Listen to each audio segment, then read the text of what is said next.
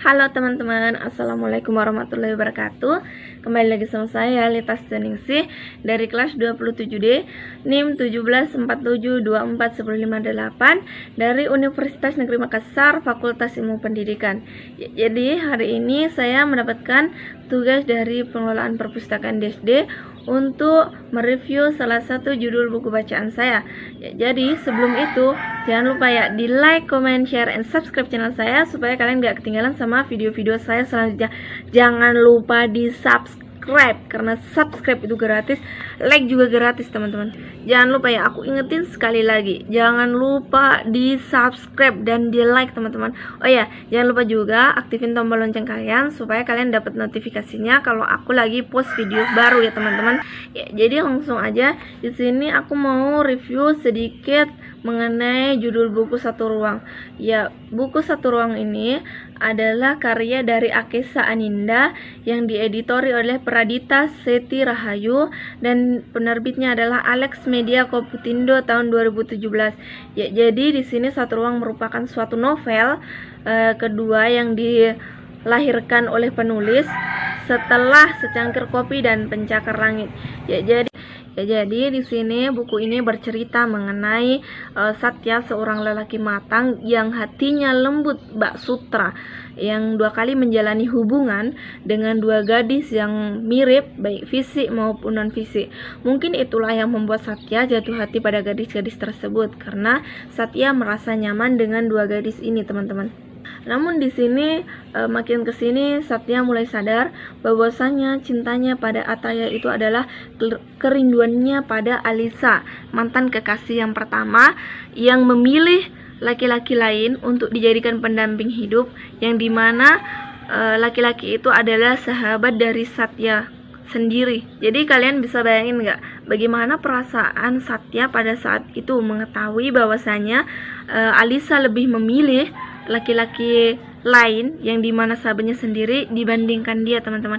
Mungkin hatinya saat itu sedang hancur berkeping-keping karena sahabatnya sendiri menjadi kekasih selanjutnya dari pacarnya tersebut atau mantan pacarnya tersebut. Dan pada akhirnya Satya menemukan seorang gadis yang sangat mirip dengan Alisa yang bernama Ataya, di mana gadis ini mirip sekali baik fisik, non fisik maupun sifatnya juga mirip.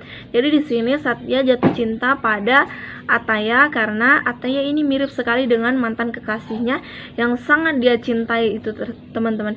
Ya, jadi di sini Ataya itu mulai menyadari bahwasanya cintanya Satya ke dia itu karena kerinduannya pada mantan kekasihnya tersebut yang bernama Alisa. Mengetahui hal tersebut, Ataya mulai merasa tidak nyaman. Akhirnya Ataya memutuskan untuk memilih laki-laki lain lagi, teman-teman, yang dimana laki-laki itu adalah sahabatnya Satya lagi, teman-teman. Bayangkan gimana rasanya dua kali menjalani hubungan dengan dua wanita, dan wanita itu memutuskan untuk memilih sahabat-sahabat dari Satya itu, teman-teman. Pasti hatinya Satya pada saat itu hancur berkeping-keping karena kekasihnya lebih memilih orang lain daripada dia. Karena di sini Ataya tidak mau menjadi bayang-bayang Alisa, teman-teman. Bayangkan bagaimana rasanya kalau kalian menjadi seorang perempuan, kalian dicintai karena kalian itu mirip dengan mantan pertamanya. Pasti nggak nyaman sekali. Karena ada sebuah kata-kata yang mengatakan laki-laki itu sekalipun dengan pacarnya mereka akan memikirkan mantan pacarnya yang pertama. Jadi patut kalian curigai pacar-pacar kalian, kalau misalkan bersama kalian pasti mereka akan memikirkan mantan pacarnya, teman-teman, karena mereka itu sulit move on. Laki-laki dan perempuan itu lebih sulit move on perempuan, teman-teman. Lebih sulit move on laki-laki karena dimana laki-laki itu terlalu mencintai wanita. Tapi kalau wanita, teman-teman, perlu kalian ketahui juga rata-rata, tidak semua. Jadi di sini tidak semua saya katakan bahwa perempuan itu gampang move on, tapi nyatanya begitu. Kebanyakan begitu, tapi tidak semuanya begitu. Laki-laki pun begitu, teman-teman.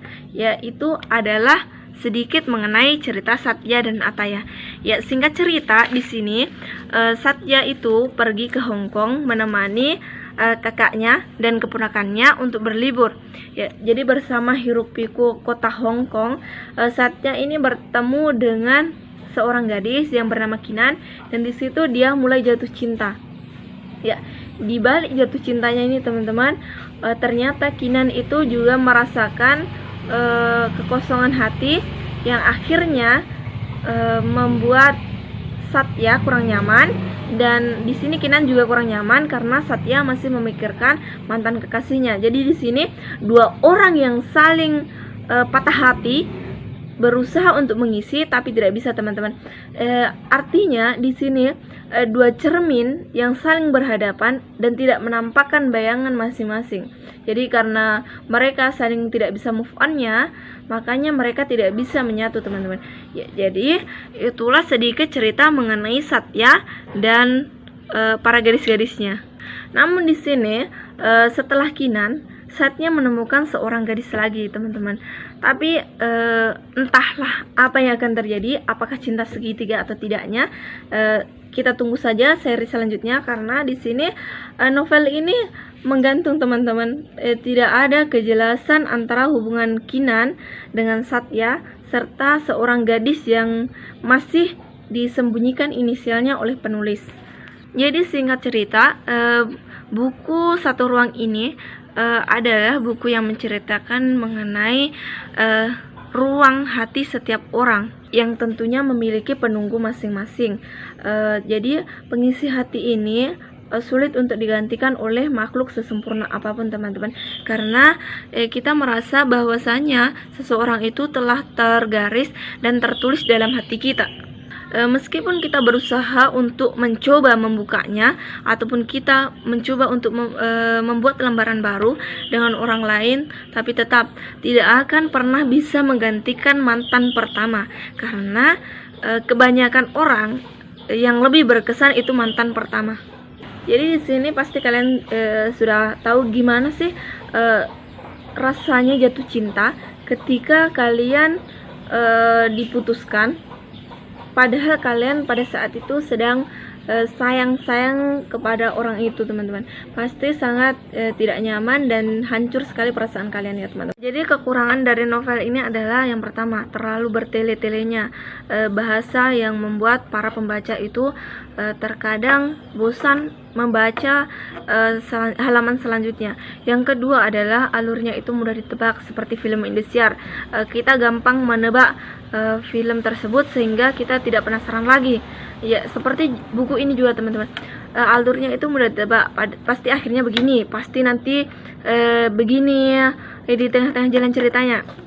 Itu adalah kekurangannya. Jadi ya satu kata-kata buat kalian, kalau memang perasaan ini namanya sayang, kenapa menyayangimu begitu menyesalkan. Bye bye. Jangan lupa ya di like, comment, share, and subscribe channel saya supaya kalian gak ketinggalan sama video-video saya selanjutnya. Oke. Bye. Assalamualaikum warahmatullahi wabarakatuh.